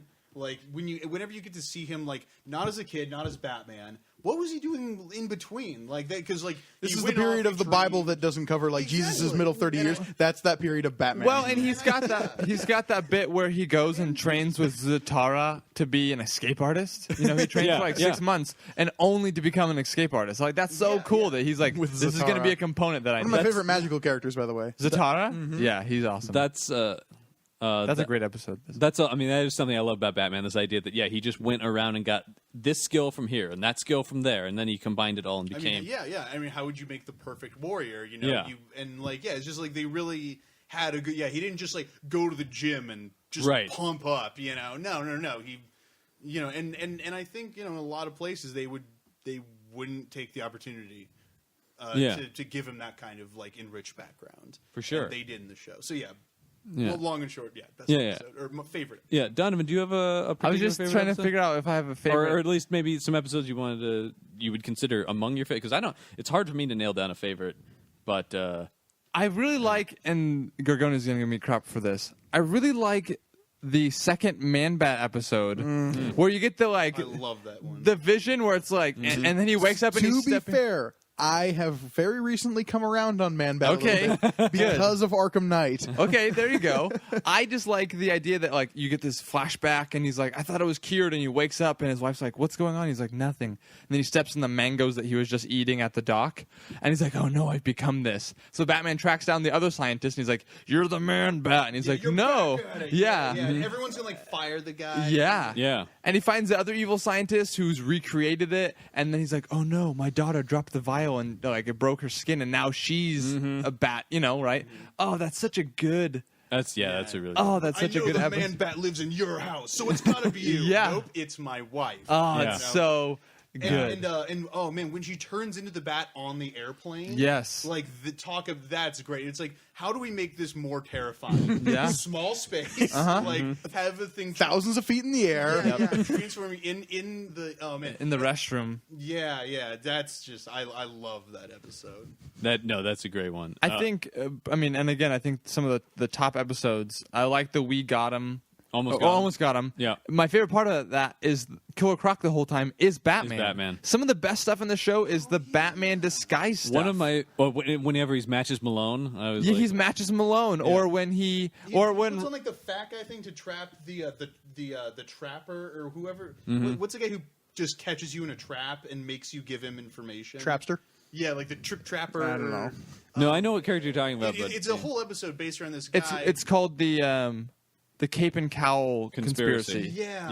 And because a mobster is trying to get Batman's cape and cowl. Yep. And turns out the whole time he's Batman, except for just like right at the beginning, it's Yep. a bad guy. And Batman catches him, tells him like get out of town. Yep. And then even like I'm a grown man watching the episode, and I didn't like get until the end. Like, oh, Yeah. it's Batman. He's like, Yeah. oh yeah. But- so- Or there's the one where the cat is poisoned and is going to go after the mayor, yes. right? And goes after Batman because Batman is dressed up like the mayor, Right. And he's like his cat, even though I was dressed up as him. Like he knows him. It's like all the disguise Yes. stuff. The Yes, Robin. yes. There. Oh, I actually probably my favorite episode is the Hugo Strange first episode. Yes. Where he's like, I've got to figure out why this judge is so afraid of this tape. So he goes to this resort, right? He goes to the resort. Hugo Strange can see his memories, sees that he becomes Batman. Yeah. Calls all the villains to come, like, buy this tape. Batman figures out what he's doing, goes in, records a fake memory of Hugo Strange saying, I'm going to fool all these guys. Yep. Right? The villains come. They're obviously pissed that he's, trying to do this to him. And then Hugo Strange is like, he's Batman. And then Robin shows up as Bruce Wayne. And so they're standing side by side and just like... Oh, it's so good. I've always really liked Hugo Strange. Hugo Strange. He's a fascinating villain. Oh, yeah. But man, that episode was just like, this could be one of the best comics of all time. And it's Bridget was asking me as I was watching all these, she's like, how's like rewatching the show? And I kept saying like, I can't believe that this is a kid's show. Yeah. Like I can't believe, not that it's like adult or anything. In the same way like Gravity Falls right now. I'm like, this show is so good. It's like just too good to be defined and put in like that box. Yeah. Of like, I mean- only children would know. Yeah, I mean, I think that's why that- we put Citizen Kane references in because Yeah. like those 8-year-olds, they love Citizen Kane. But I honestly think I like it more now, really, as an adult. I think yeah. so. I have think a it's- much deeper appreciation for it, for sure. The episode you were just talking about is called "The Strange Secret of Bruce Wayne." Yes, that's right. I knew it had Bruce Wayne in the title. As so many of them do. Hey, Yeah. hey now. And also all of the animal bad guys he faces off with. He faces off like with the tiger, man bat, werewolf. Yeah, I was gonna say the werewolf one. Faces Yeah. off against like many different animal Oh foes in man, there. Killer Croc. Killer Okay, Croc, yeah. the What I love Tiger this show doesn't episode. shy away from the mystical stuff, which I like. Oh yeah. Oh, yeah, it's like there's a werewolf. Yeah. Even though it's like a serum, still. and Well, I there's a lot of science stuff, but and there's I a lot of love just that episode magic. too. That Migo tricks the Olympic athlete. He's like, "You got what you wanted out of like the serum. You won it all, and now you got to pay the piper." Yeah, it's like I won't give you the antidote. And it's like you're gonna keep killing people. You're gonna kill who I want you to kill. I always felt. I mean, it's a little silly, right? Like, how do you write a werewolf episode? Exactly, and the same with the Tiger episode, where it's somehow even more fantastic. it becomes like the most dangerous game. Briefly, he's like, go through this forest, and my super cat being gonna will hunt you down. And by the way, Catwoman is now a cat woman. Like, we haven't talked really about Catwoman on this. We have yet. not talked about Catwoman. She's great in the show. Oh, absolutely. Again, I would like it more if she was related to the mob, but like that was something they completely skipped out on. But again, on they this skipped one. out on a lot of the mob stuff. But that's what I'm Besides saying, some stuff is with Rupert it- Thorne. well, yeah, but like there is no Falcone in the show. Right. Yeah. Which is a big. I mean, I'm not saying that the show is like lacking it, but that could have been really awesome. Well, Like how well was Falcone defined before Long Halloween? they were there. They've were always there, they've but, been like, there. he There, was- but no, I think that's really where he became the Falcone. Yeah. Defined, yeah. Thank you, like Jeff that- Loeb. Basically, when he became Godfather. Yeah. When they were like, let's make Godfather Batman. Yeah. Yeah. That's I mean, they've said as much in interviews Yeah, I've read yeah. with them. And it was great. And it was great. And that's really. I mean, he literally starts off by saying like, "I believe in Gotham City. Like, I believe in America." But yeah. So he, I think the show just wasn't. It just didn't know about it yet. Or That's like that could. just didn't take the cue. That could be as well. Yeah, and it's for also sure. a tough thing because then it's like, how do you explain what gangsters do? Well, you can't say prostitution or drugs. And what the heck is racketeering? It was like It's a RICO case. We need to talk about, like, and act tough. We need to talk about the real world issues for kids, lycanthropy. Werewolves are real, kids. Watch out. Sometimes they turn into bats as well. Yes, exactly. You get lured to a secret tiger island. Yeah, exactly. Here's how you escape. Be Batman. No, he's like your father. I mean, he turns it back on.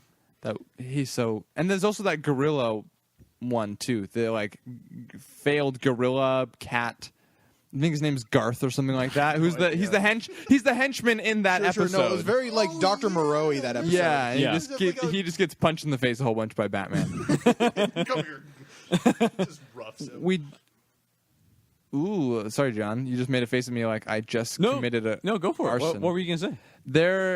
There's something that I deeply love about this show is not only the writing staff officially, but later on you get people who were writing Batman for years and years and years, like writing episodes. And I don't know if they were like sought out to do that or if the people who are writing were like, we want to write Batman the animated series. But the Ra's al Ghul ones. Okay, yeah, this is what I was going to talk about. Maybe my favorite episode is the Demon's Quest, Part 1 and 2. And it's written by Denny O'Neil. Denny O'Neil. Yeah, who created Ra's al Ghul and so many other things in this Batman. episode is an epic adventure story, and it's the kind of thing you could only do in animation because you wouldn't have the budget to do it. You just couldn't do something this big. This episode, Is it where he goes to Lazarus Pit and kind of becomes like a monster? Well, that's the first one. He goes. So that the part 1 ends with Rage going into the Lazarus Pit and coming out, and he's like cackling madman. Okay. He doesn't turn into a monster. Oh no, he's just super powerful. Yeah. He's just like invigorating. He like picks up Tally and puts it Because the over first, first one, I wasn't able to rewatch every episode. the first one, he kidnaps Robin, and then Raish comes and he's like, they also kidnapped Talia on the same night. Like, let's go find them together. So it's like a buddy cop, Ra's al Ghul, Yeah. Batman, and his henchman, who's always like, Ubu. no, Ubu, thank you. Who's always like, no, you know, like, infidel, and he just punches him in the face. because he's stepping in front of Ra's al Ghul. He goes first. And then he finds out when he runs into the temple and there's the Jaguar there, he doesn't stop him. And so that's one of the clues that Batman's like, wait, Ra's al Ghul has been planning this the whole time. Yeah. Right? Oh, it's so... And he's like, how did you know she was kidnapped on the same night unless you kidnapped Robin as well? And I'm just like, oh my gosh, you're the most brilliant man ever. He reveals himself, and Batman's like, I knew. The whole time I knew. Yeah, because of the following reasons. I think he takes off his mask and there's just like no shock factor. Yep, that's right. But the part 2 has one of the... You're talking about the fight on the volcano. This is next to that, like the best fight on the show, which is a sword fight between Batman and Ra's al Ghul over the Lazarus Pit. Batman, shirtless, still got the mask and pants Well, and belt. it's a mark of honor. You got to But leave him in that. That is such an epic... And, It's really cool. and then Ra's al Ghul gets kicked into the Lazarus Pit. Oh, man. It's so awesome. Batman offers him his hand. And Yes, he he says, does. nope. He's like, you're going to replace me as Ra's al Ghul like I always wanted. And you're You like, get- you who's winning, Batman or Ra's al Ghul? I don't even know. You get all the stuff about Talia wanting to marry him and stuff, and oh man, like, who it's like would an, say no? it's like an Indiana Batman, Jones you're an movie or idiot. something. I mean, they're out. Batman, say yes. they're Stop being a bat and marry this girl. Like, what's your problem? They're globe hopping. There's also a scene where he wears a parka over the bat costume that I Yes. particularly enjoyed. And both. Yeah, in both the first and the second one. yeah. There was a great Ra's al Ghul episode later in the series where it was basically all big one flashback, and it was Jonah Hex hunting down Ra's al Yes. Ghul. I love that one. That one's Yeah. I forget what that episode was called, but like Batman's not even in it. This is just like We got a Batman villain. Kevin technically- Conroy had accrued some vacation days. That episode was what introduced me to the character of Jonah Hex. Yeah, me too. here. That episode was called Showdown. Paul Dini again. Of course. surprise. That man is amazing. Yeah, Ra's al Ghul gives an excuse to have some real Indiana Jonesy. Yes, kind of he stuff does. In it, you know, like Joker, you're fighting him in Gotham. Yeah. Every other guy, but like Ra's al Ghul is like that international. He's a global villain. Yeah, who has a real army and following. You know? Yeah. Like everyone else has their henchmen. You know, and most of the time I'm like, how do the supervillains get the loyalty out of the henchmen Right. that they get? But like Ra's al Ghul, like no, all that's very Absolutely. very well defined and explainable. It's like he's a religious leader. I mean, Denny O'Neil created him to be the Moriarty to Batman Sherlock. Was Right, the yeah, idea to and- create the and he arch calls him nemesis. detective. Yeah. Oh man, right. how Back when- he calls him detective as like Riddler will call him detective as kind of like an underhand, like come on and solve my riddles, detective. But Ra's al Ghul's like greetings, detective, as like a He respects Batman. And that's why Ra's is so good. Yeah, it's like One of my he's- favorite Batman he's villains this for sure. I perfect- love Ra's al Ghul. this perfect word. He's like, no, I know that Batman's good. It's part of destroying him. Like you must. He's very like Sun Tzu or whatever. That's why, but that's also why he's always like, "Come on, man, join me." And look at- Yeah, and also you would become the best of because us. he's not a psycho. He's like one of the only ones who is not a psychopath. He's very, very sane. Wow. and control. I don't know if I would say he wasn't a psychopath. He's a strong believer. He wants in to his own- cleanse He's the lawful earth. evil, not chaotic evil. Yeah. Okay, Yeah. I guess I'll give you that. Yeah. He's so important though because this is the first time in the series, and it's the beginning of the third season, I think. yeah. Where his focus isn't on I gotta save Gotham City from this bomb or from this or that. It's a global scale. Like one, he's going after Robin at first, and then he becomes one of my favorite global lines scale. in that he talks about his plan, and then Batman's like, "You'll kill." Countless people, not countless. 2,400,000. You know what? He knows exactly how many people he's going to kill. Yeah. It's like, no, I know what. Yeah. I'm not insane. I Yeah. know exactly what I'm Right, doing. exactly. Oh, No, it's pretty awesome. It's very and rational the, and logical to him. The two tiny goatees sticking off the Yes. bottom of his chin. Fang beard. Fang beard is Also, great. Amazing voice performance by David Warner, the great British character actor who plays Ra's al Ghul in that. He's got that very dignified sort of voice. Hello, detective. Yeah. There's something I do want to talk about. We've talked about the show. We're out We've of time. mentioned Sorry, John. We're done. it. Yes. So I was looking at Complex.com. They have a list of the 25 best Batman episodes, and their number one is they say technically it's Mask of the Phantasm. Yep. Which I talked Count about. that as an episode? Well, that's what they say. Is we're Long cheating. episode. They say they're cheating, but this Who cares? It's so amazing. It- I talked Yeah. about this on when we talked about comic book movies, and I said, and I stand by this. That's still the best Batman movie anybody's made. I don't care, live action. That is a perfect Batman movie. Maybe the best superhero film. It's certainly we've one of them. seen. It's certainly one It's of up them. there. It's up there. because a standalone for sure. Yeah. I mean, I kind of just- Avengers. I I watched need to it. rewatch that. I watched this haven't yesterday in preparation for this podcast. I've seen it so many times before, but it is masterful. Is it out on Blu-ray? Yeah, I was gonna say, where'd you find it? It's not out on Blu-ray. You can buy it. They sell a DVD 2-pack with that and Sub-Zero. Actually, cool. Oh man, That's definitely worth owning because Sub-Zero is also amazing. yeah. God, imagine how this show would look on Blu-ray. Oh, it looked incredible. I would love it if they would do a restoration of this. Oh man, But this movie, get on that, Warner Brothers. Whoever owns Batman.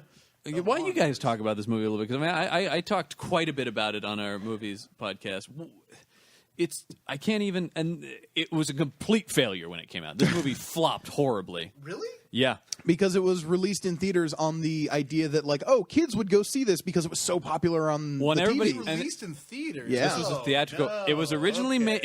It was initially being made as a straight-to-video release, and then Warner Brothers saw how popular the show was and was like, "Well, wait a minute. We could actually give them some more money and let them make a bigger movie." Kids don't and then, know what's coming out, or like, And theaters, from what I gather, would only play it very early in the morning because they figured it was like a kiddie matinee. Like this isn't going to. So don't bother God. showing it at night. Where when Batman would go see it. Right, or like people like us, because you figure, the audience would have been now they would think to program for 20-something. oh, Sure. yeah.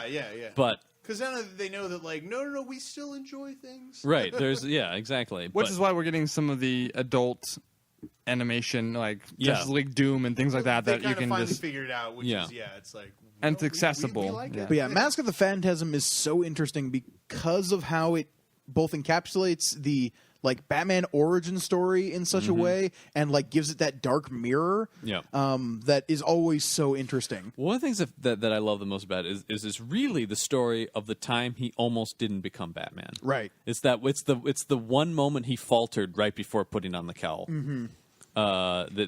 What if Bruce Wayne fell in love with this Andrea Beaumont is her name. Right.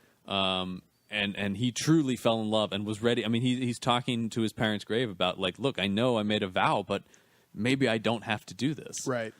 And seeing that moment, I don't want to call it a moment of weakness, but that moment of just like, could Bruce Wayne be happy not being Batman? Like, as we know him, no. Batman is what exists. Bruce Wayne is the mask. Right.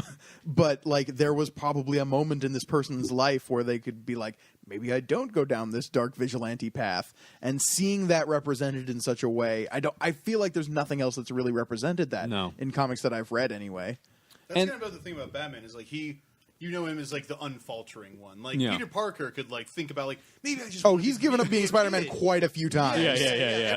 Like Batman's like no, this is like this is it. The This mission is what I do is what he terms it. It is the mission. Yeah. The only ones that come close, I think, are Cacophony and Widening Gyre, where there's this love interest that comes in, and it's like, do I still like? Can I be happy outside of the? Well, cape Widening and the cowl? Gyre is actively training a replacement. Really. Yeah, exactly. I mean, So, obviously we know that Kevin Smith is a huge fan of Mask of the Phantasm and all the animated stuff. He talks about it pretty constantly. Like you said, his daughter is named Harley Quinn.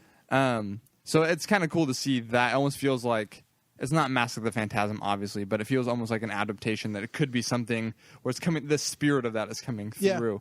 But it is. Anytime that movie is on, if I walk into a room and it's on, It's been my quite a plans are while since I've canceled. seen it. I want to rewatch it. It's all my just- plans are canceled. It's and you know what? It's also it's a good mystery. Oh, yeah. It's a really That well I remember constructed. as a kid was like, who is it? Until Yeah. and it turns out it is her, right? Yeah. Yeah.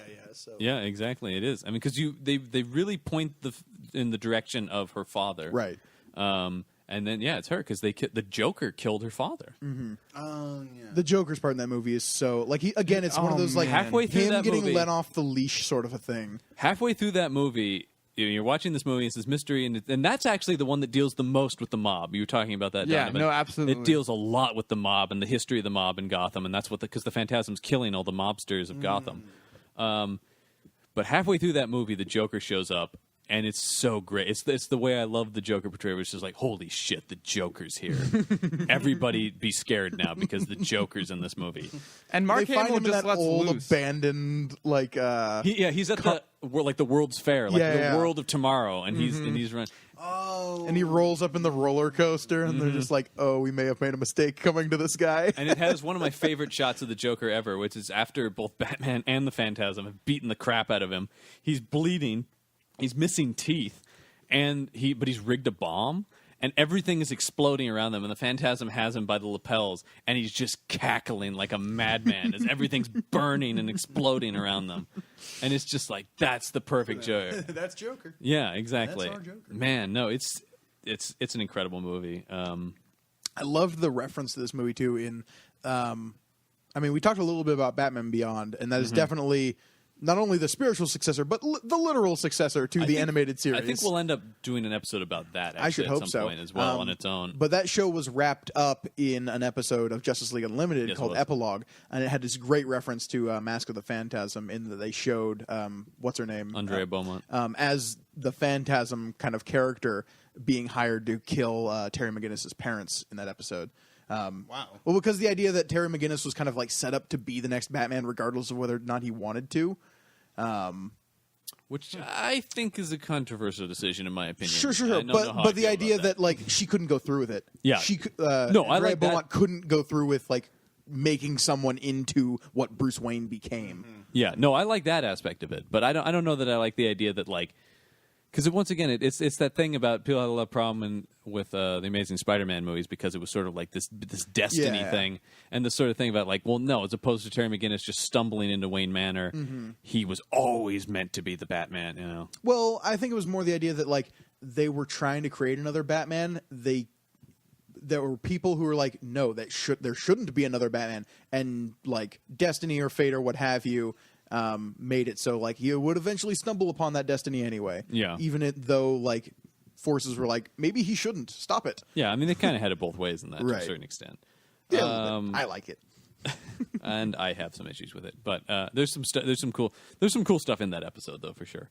So is there anything else we want to talk about with this?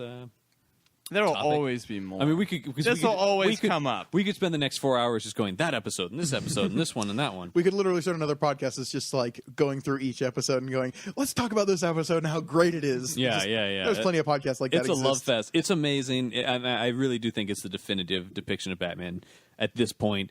Who knows if somebody Thus could? far, Yeah, I'm waiting for someone to top this, but really just to remake this in a live action. Yeah. You know, to capture what this show did and bring it to live action, like, you know, make it realistic, like, you know, because the show is pretty, you know, out there at times as far as like it gets, you know, kitschy and kind of into like the 66 Batman area, but it stays, you know, gritty and real and just like no one's been able to really, you know, the closest anyone ever got I think was Tim Burton. Yeah. And nowadays, like, I'm just waiting for someone to, you know, stop with the Nolan stuff, and because like I was just like looking at the video game and like the two of the villains, like the Riddler and Poison Ivy, you know, they just had like shirts on because like now it's like it's uncool for supervillains to look like supervillains. They just have to look like a normal person with like a hint of whatever their power is thrown in there. They can't have costumes. Yeah, anymore, no per more se. costumes, and I just hate that. I'm just No, like, I couldn't agree more. Costumes are a tough thing to pull off. Yeah, but well, unquestionably, but gotta but try. I mean, one of the reasons I love comics so much is this larger than life mythic quality of these characters. Yeah. These I mean, isn't Poison Ivy that she's just wearing like a red shirt and she's got like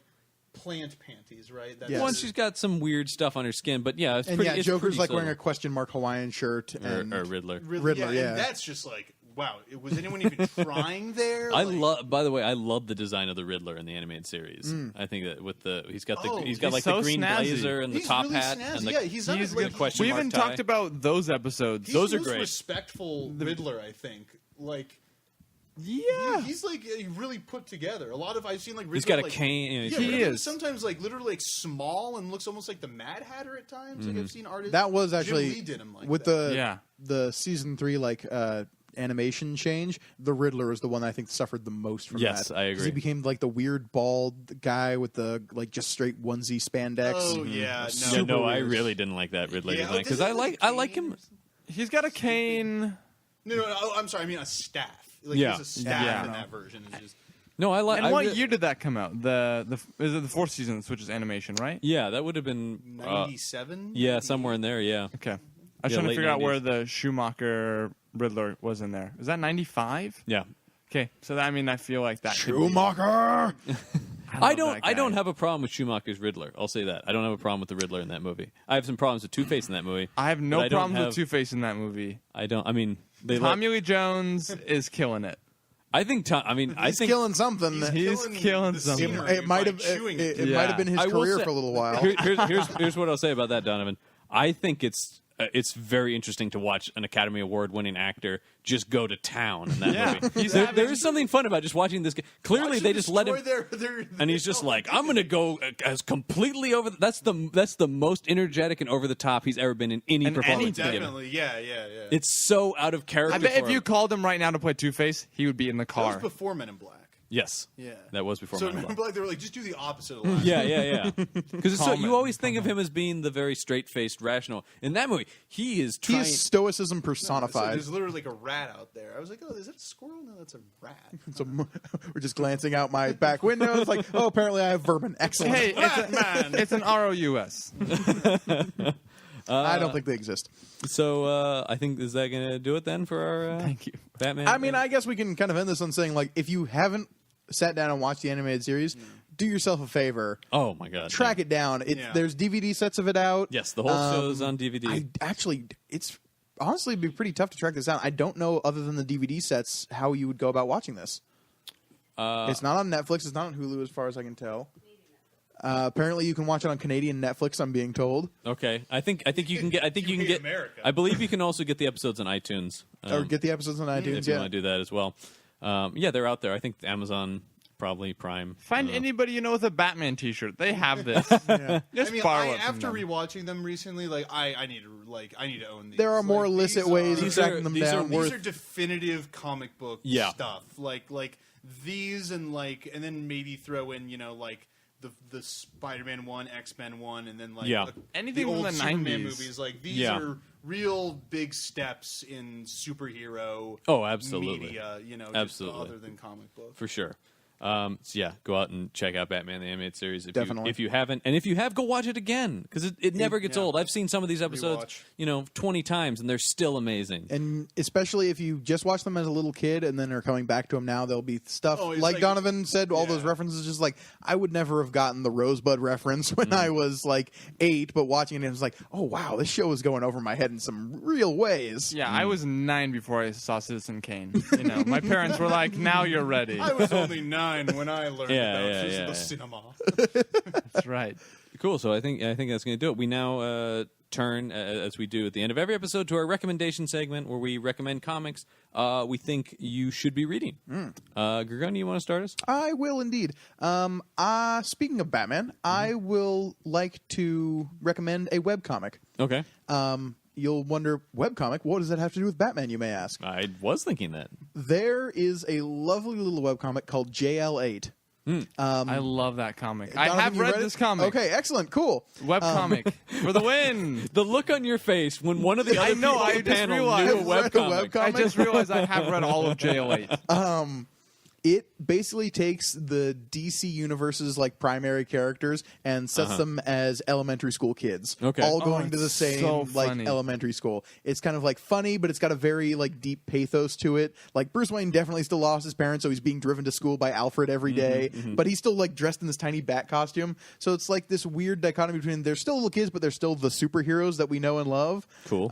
They just finished this arc where like the kid who's like Hal Jordan, like Green Lantern Corps is basically like Boy Scouts, so they're like going camping, and then you see like Guy Gardner and like Sinestro's there as a Green Lantern. They're all being their like troop leader is the original like magical Green Lantern guy. What was it Alan?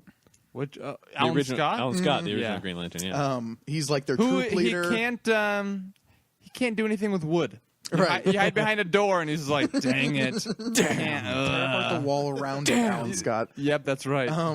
Get in a coffin. But yeah, it's an amazing, lovely comic. It's beautifully drawn.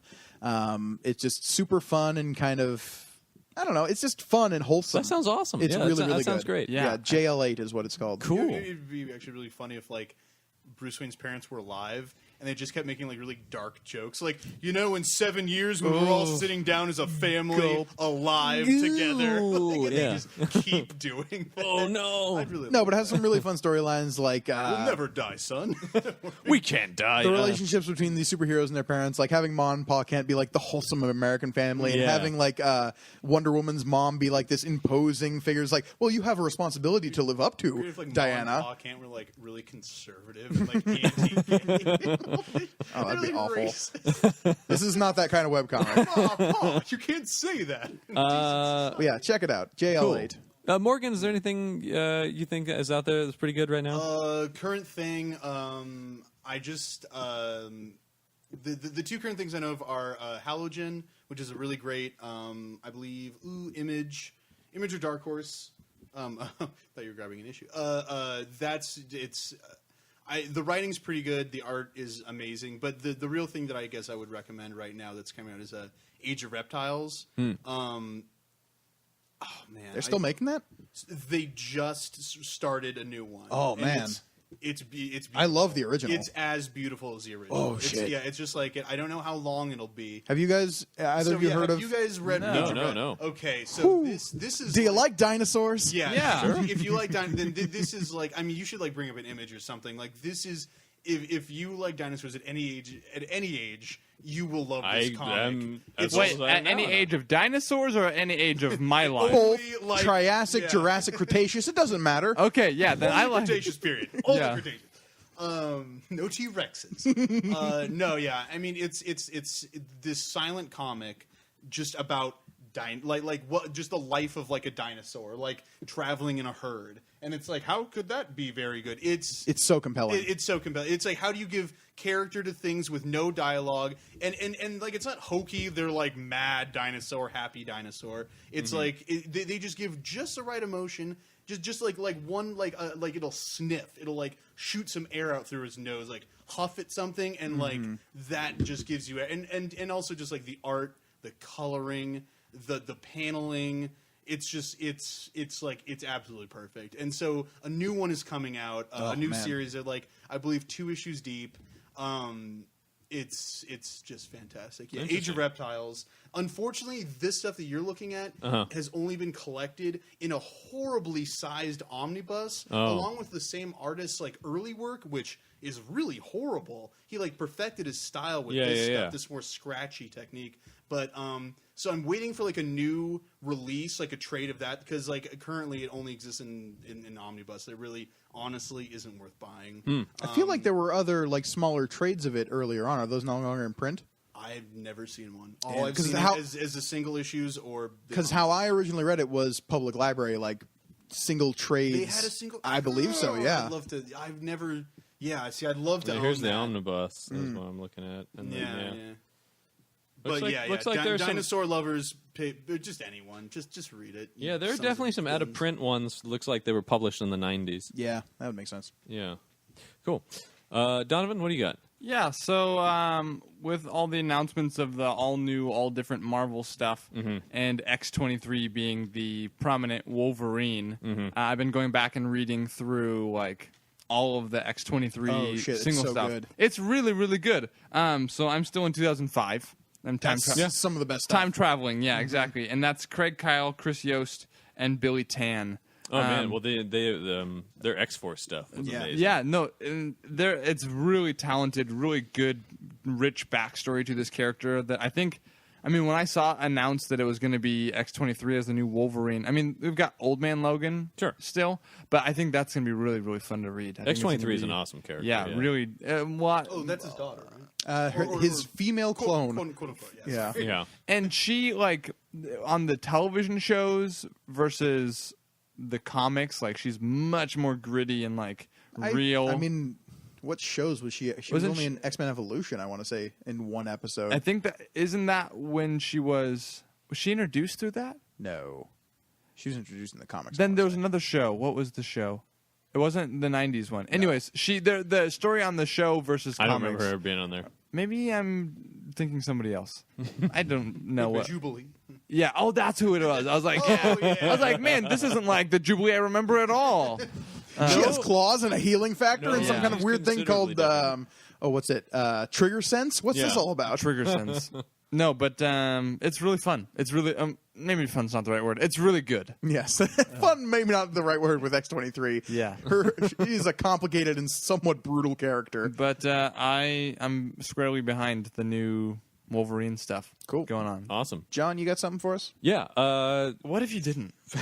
Nope, nothing. Sorry. All right, we're gonna go. Comics. We're gonna go watch Mask of the Phantasm. Good night. No, on topic with Batman, my recommendation this week is the new run of Detective Comics. Francis Manapul took it over, and his run on The Flash, he just finished, was fantastic. He's a writer artist. Yeah. Just amazingly I really talented enjoyed guy. his Flash stuff. Yeah, his Flash stuff was incredible, but his Detective Comics stuff, so he left that and is now taking over this because writer artist, tough to do multiple books as that. So he really focuses on one thing, but his Batman stuff is great. The first trade of that is out now. Cool. It's called Icarus. It's about a crazy new drug named Icarus taking over the streets of Gotham, and Batman fights a motorcycle gang in it. Awesome. Does he use the Batcycle? Why wouldn't he just use the Batmobile, run over motorcycles? He doesn't use the Batcycle. Okay, good. No. I love the Batcycle. There's a thing he in uses the Batcycle a lot in the show. and He does. the animated Yes, he one of the does. best one. It's the female Man Bat one. Yeah. Where he puts his motorcycle helmet on over the cowl and it's got the points Yes. for the. Yep. He always love has them. that, yeah. Oh, it's so You good. think I'm not gonna have points? No, Yeah, I have them up no, Yeah, it's so yeah, great. yeah, And yeah. I also love, we didn't say this earlier, the way Alfred, who's great in that show. Absolutely. The Ephraim way he Zimbalist Jr. was says the voice. a man bat. Like, it's not man bat. It's not Batman and man bat. It's like man bat. Well, I know you're a fan of the real dignified Alfred, right? Because I know you have some problems with the Gotham interpretation of him. Yeah, like, Earth 1 is like the darkest I'll get. Like, the grittiest Alfred I'll get. Yeah. And Like, you think I want the him Gotham, to pour... You think the Gotham guy's grittier than that guy? Yeah. I do not. I'm sorry. I didn't know there was a gritty Alfred, but like I'm just already against this. No, it's. I think you like Earth 1, who's like was in a war and He's like pretty gritty. hardened. No. Oh yeah, no. I'm sorry. I love like veteran Alfred. That's like a war doctor Yep. and like all this stuff. But I don't like. But alongside Bruce Wayne, in that respect, no, he's Gotham. He's his. In the show Gotham, he's like System. working class and will like slap Bruce upside the head No, and that's like, stupid, too. No. all right, kid, like, get in the car. Jesus. It's like, Like an abusive. no, it's like, Oh, you're Guy over, Ritchie you're overdoing character. that. I'm What not did he overdoing do? this at all. He This has not is- hit him I've nearly as much worked- as you have made him. If he hits him once, it's too much, John. Yeah. Once is enough. Is that how abuse gets ended? Well, you can hit a couple times. Just don't leave a bruise. Yeah. Well, That's leave a what bruise. that's what it feels Sock full like. of oranges, kids. Yeah. No, I like my Alfred as like a samurai. Like he's just there to serve at all times, and in- quietly And in the show, I love he's like witty and sharp he's and like great. sarcastic, but he's always there to patch him up. He's got so much of the comedy comes from Alfred in the show, Yeah. which is great. He's He's got like- some very he's dry. Like, you're welcome, Alfred, because Yeah. like Batman never says thanks to him. Yeah. Well, and there's the episode where Batman's gonna go home early because nothing's happened. Yeah. And he's like, "Oh, I've got dinner on the table, just coming out of the oven," and he's cooked him like a goose. And he's like, "Oh, just a second, Alfred, like something showed up. I'm gonna be home late tonight." And he goes, "Pardon the pun, sir, but I believe your goose is well and cooked." Like, that's so awesome. Like, Yeah, he's the only guy who can talk to Batman like that. yeah, You know? and like you gotta take it easy, man. Yeah.